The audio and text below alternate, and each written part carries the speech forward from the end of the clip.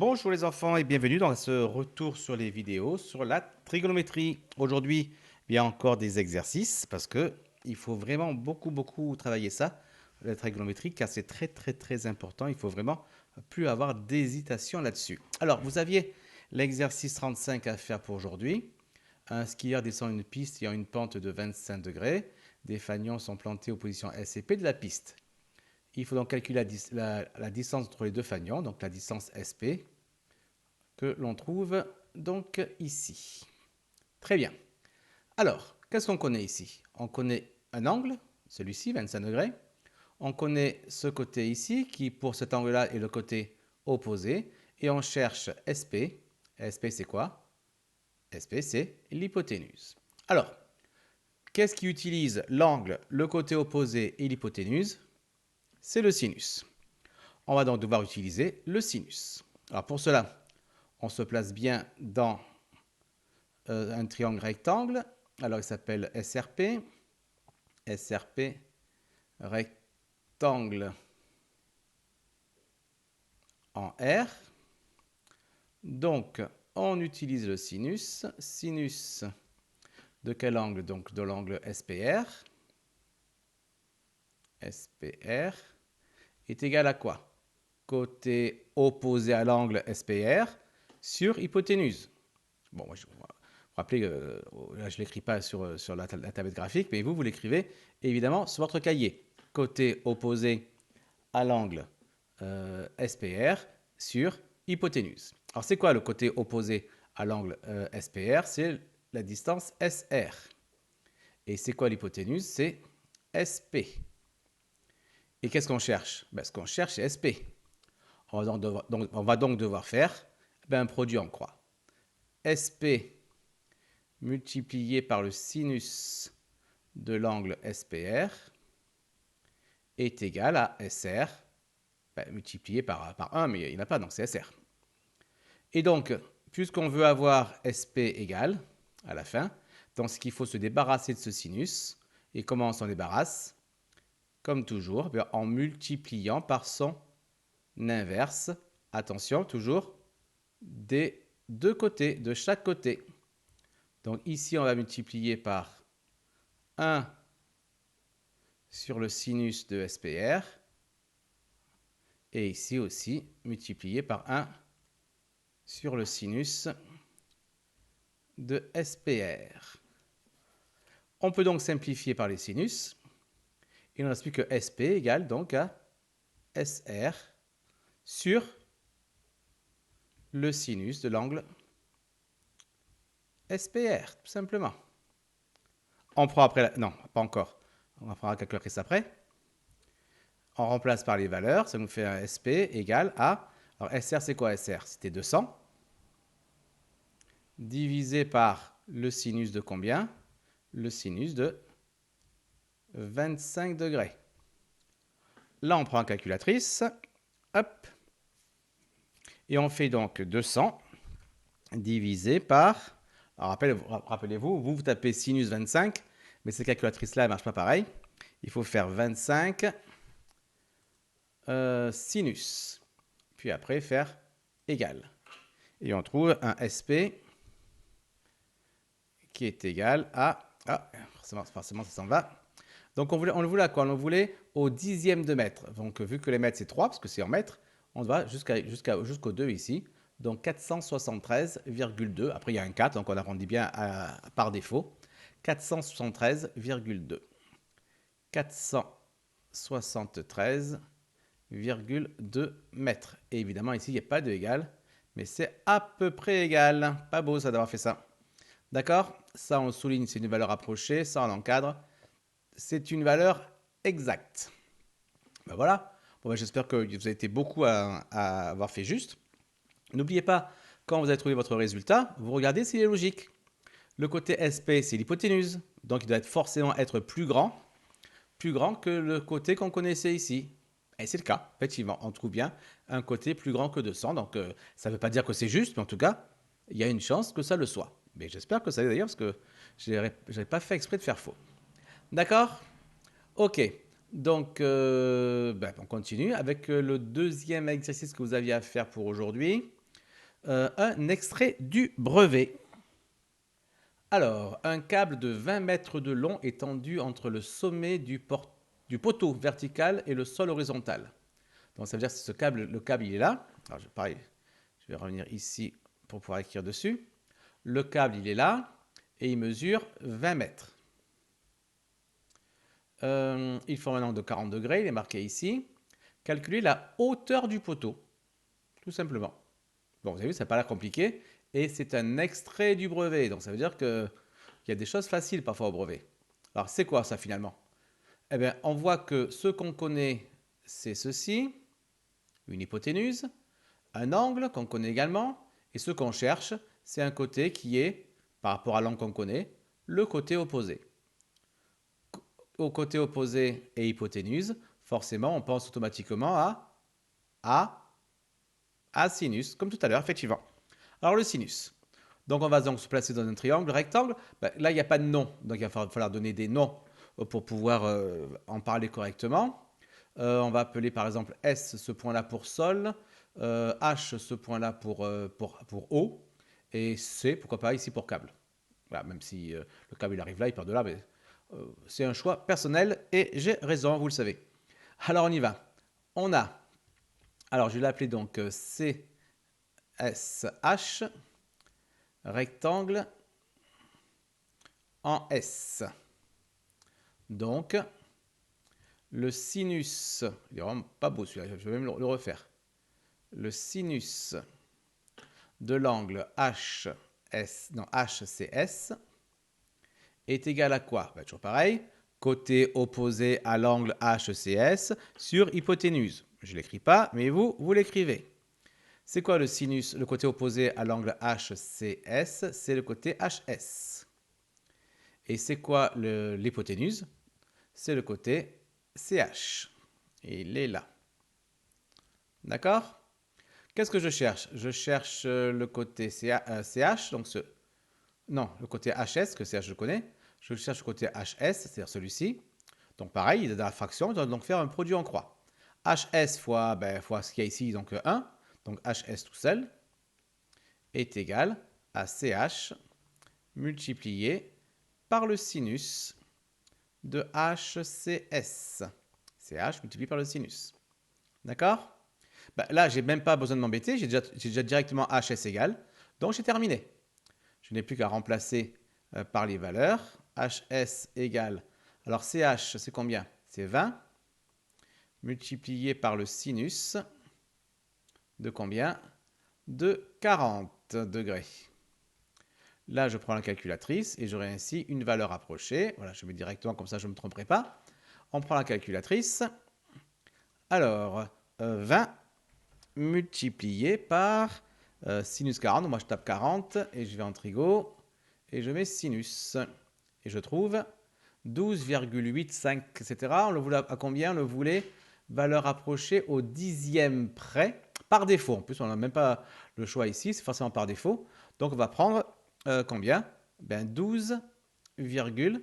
Oui, parce que si on faisait un arrondi normal, on ferait 8,9, 12,9, puisqu'on a un 5 derrière. Mais là, dans l'énoncé, on demande clairement, on veut un dixième par défaut. Donc là, tant qu'on était obligé de s'arrêter à 12,8, même s'il y avait un 5 derrière. Donc 12,8 mètres. D'accord? Très bien. Reste à faire maintenant donc la deuxième partie. Alors la deuxième partie, c'est quoi? Représenter la situation par une figure à l'échelle 1/200e. Les données de la situation doivent être placées sur la figure. Ok. Alors, là, c'est même plus un problème de trigonométrie, c'est un problème de base, je dirais même de niveau 5e. C'est juste l'échelle 1/200e. Ça veut dire quoi l'échelle 1/200e? Ça signifie que 1 cm sur la carte, ici c'est sur le dessin, représente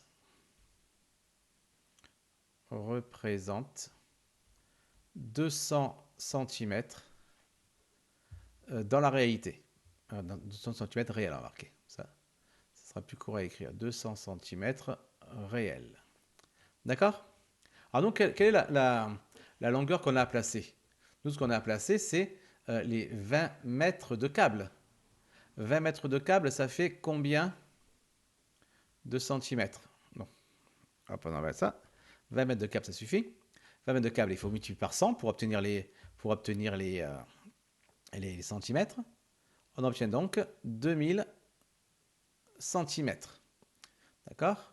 2000 centimètres. Comment est-ce qu'on l'a fait ici pour arriver ici? Ça va faire combien de centimètres? Il y a plusieurs manières de faire. Une manière de faire serait de faire un produit en croix, puisque finalement on a des proportions. Ou là, c'est peut-être plus simple de voir que finalement on passe d'ici à là en divisant par 200. 200 divisé par 200, ça fait bien 1. Donc là aussi, on va diviser par 200. Et 2000 divisé par 200, ça fait évidemment 10. 10 cm sur le dessin. Donc ça veut dire que notre câble ici va être représenté par un segment de longueur 10 cm. Et l'angle, quant à lui, l'angle, est-ce qu'il va être modifié? Eh bien non. Dans une mise à l'échelle, les angles ne sont pas modifiés, ils ne changent pas. C'est assez logique, hein? Parce que vous savez bien que quand on a un triangle comme ceci, s'il est petit ou s'il est grand, ben, l'angle ici, ça reste le même. D'accord? Donc on doit donc faire un triangle rectangle avec une hypoténuse qui va faire 10 cm. Alors comment est-ce qu'on va faire ça? Il y a l'angle ici à 40 degrés, évidemment. Donc on va d'abord tracer le sol. Sur ce sol, on place le point C. Au rapporteur, on fait un angle à 40 degrés. Puis au compas, ou en mesurant, on fait en tout cas une distance ici de 10 cm. On obtient ainsi le point H. Et à partir du point H, on trace la perpendiculaire au sol pour obtenir le point S. Et c'est bon, c'est terminé. D'accord? Bon, ça c'est facile, hein, j'espère que tout le monde a réussi à le faire. Mais également la première partie qui n'était pas très difficile par rapport à ce qu'on avait déjà fait auparavant. Bon, j'espère que tout le monde a fait tout juste. Déjà que tout le monde a essayé, ce serait déjà pas mal. Allez, à vous maintenant. Un petit exercice sympathique. Regardez ici. Hop, on agrandit, ça vous verrez mieux. Monsieur Schmitt, géomètre, doit déterminer la largeur d'une rivière, donc la distance ici. Voici le croquis qu'il a réalisé. Il sait que AB mesure 100 mètres. Il s'est placé au niveau du point A. Il a mesuré l'angle BAD, donc jusqu'à un point qui était derrière la rivière, et également BAC, donc un angle qui est avant la rivière. Il sait bien sûr que ABD ici, il a fait en sorte d'être en angle droit pour être dans un triangle rectangle. Alors, il faut calculer la longueur BC au dixième, puis la longueur BD au dixième, et enfin déduire, la dernière partie est facile, la largeur de la rivière à 1 mètre près. D'accord? Allez, allez-y les enfants, vous mettez sur pause, et on corrige après. Voilà, donc normalement, tout le monde a mis sur pause, tout le monde a fait son travail. Voici donc la correction. Alors, qu'avait-on ici? On avait donc déjà des données. On va peut-être refaire une petite figure rapide ici. Allez, on reste en vert. Donc, un triangle rectangle ici. BAD. Rectangle en B. D'accord? Et ici, le point C. Il y en a ici aussi. D'accord? Alors, première étape, calculer la longueur BC. Donc, la longueur d'ici. Ben, pour cela, très simple. On se place, allez, on va changer de couleur pour voir des choses. On va se placer tout simplement dans le triangle ABC. Triangle ABC qui est un triangle évidemment rectangle en B dans lequel on va pouvoir faire de la trigonométrie. Pourquoi? Parce qu'on connaît très facilement l'angle qui est là, c'est l'angle BAC, il est marqué ici à 22 degrés. 22, oula, il est trop raté celui-là, on va le refaire, à 22 degrés. D'accord? Et on connaît également quelques longueurs, une seule ce sera suffisant d'ailleurs, c'est celle-ci, les 100 mètres de la distance AB.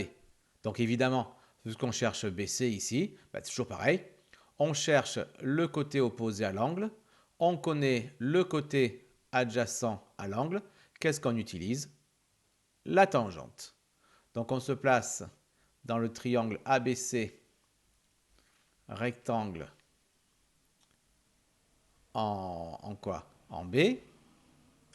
Donc la tangente de l'angle BAC est égale à quoi?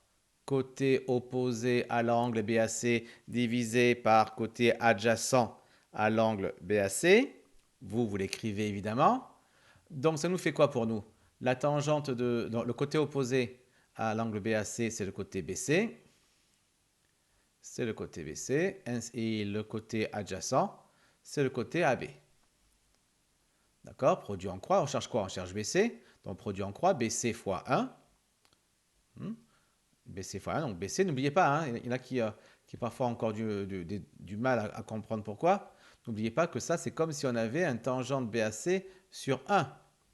D'accord? Un nombre, c'est toujours égal à une fraction du nombre sur 1. Donc c'est BC fois 1.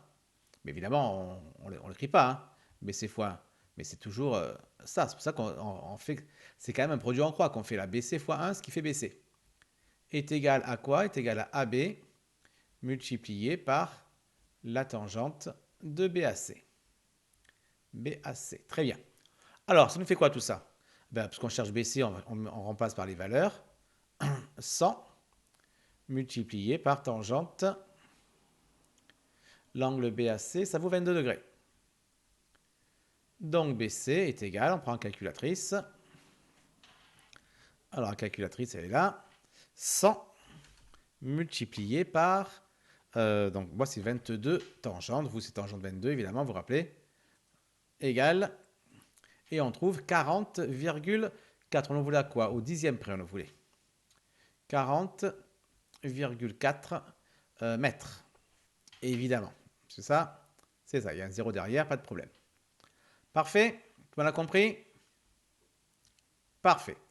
Bon, maintenant on passe à la deuxième question qui était de calculer la longueur BD, dans cette longueur-là. D'accord, on va changer de couleur encore. Bon, là évidemment c'est encore exactement pareil, sauf qu'on va se placer maintenant dans le triangle ABD, tout simplement. D'accord? On se place dans ABD, qui est lui aussi rectangle en B toujours, c'est ça. Donc, alors, qu'est-ce qu'on cherche ici? On cherche BD, qui est le côté opposé à l'angle. Ah, pas à l'angle ici. Mais est-ce qu'on le connaît, l'angle ici? Ben oui, on le connaît, c'est BAD, c'est 60 degrés. Donc, pas de problème. Donc, on cherche BD ici, qui est le côté opposé à l'angle de 60 degrés qu'on connaît ici. Et on connaît BA, qui est toujours le côté adjacent ici. C'est le côté adjacent à cet angle-là aussi. Donc forcément, côté opposé, côté adjacent, on utilise encore la tangente. La tangente de l'angle, comment il s'appelle? BAD. BAD est égal toujours au côté opposé à l'angle sur le côté adjacent à l'angle. Vous l'écrivez. Vous l'écrivez. C'est bien. Et moi, je continue. Donc, le côté opposé, c'est quoi ce coup-ci? C'est BD. Et le côté adjacent, c'est quoi? BD. Et le côté adjacent, c'est quoi? C'est AB, le côté adjacent. Très bien. On voit que c'est exactement pareil. On fait le produit en croix. BD et donc fois 1 toujours, égale AB multiplié par tangente de l'angle BAD. Alors, je suis ici, donc tangente de l'angle BAD. Alors, on remplace par les valeurs. Ça nous fait donc un BD qui est égal à AB, c'est toujours 100, multiplié par la tangente de, ce coup-ci, 60 degrés. Alors, on prend la calculatrice et on fait 100 multiplié par donc 60 tangente. Ah, une petite remarque. On ne l'avait pas encore vu ce cas-là. Et c'est bien qu'on le voit maintenant. Vous avez vu la tangente, combien elle vaut? 1,73. Et quelques, évidemment. C'est-à-dire plus que 1. Vous vous rappelez quand on avait dit que le cosinus était toujours entre 0 et 1? car c'est le côté adjacent à l'angle divisé par l'hypoténuse. De la même manière, le sinus sera toujours entre 0 et 1 également. Côté opposé à l'angle divisé par l'hypoténuse, l'hypoténuse étant toujours le côté le plus grand, forcément, on est limité à 1. Mais pour la tangente, côté opposé à l'angle divisé par côté adjacent à l'angle, là, il n'y a aucune raison que l'un des deux soit forcément toujours plus grand que l'autre. Et là, c'est le cas ici. On a un angle à 60 degrés. La tangente, elle est plus grande que 1. On n'est pas du tout limité entre 0 et 1 pour la tangente. La tangente, elle va de 0 jusqu'à l'infini, jusqu'à ce qu'on puisse compter, donc forcément jusqu'à l'infini. D'accord? Important à noter ça. Bien, ça nous fait combien du coup? Ça nous fait donc 173,2 évidemment. BD à peu près égal. Regardez là ce que j'ai mis là. J'ai mis égal. Pas beau ça. Égal. Alors à combien? Donc du coup 173,2. 173,2 mètres. Et donc si ce côté ici mesure 40,2, 40,4 et celui-ci 173,2, on va revenir en... Qu'est-ce que va sortir bien comme couleur là? Un petit c'est quoi ça, rose ça? Oui, un petit rose, fuchsia peut-être. Puisque je veux avoir cette distance-là, c'est quoi cette distance-là? Ben, c'est tout simplement la distance ici, moins celle-ci. La distance, la largeur de la rivière, la largeur de la rivière, et, alors qu'est-ce que c'est?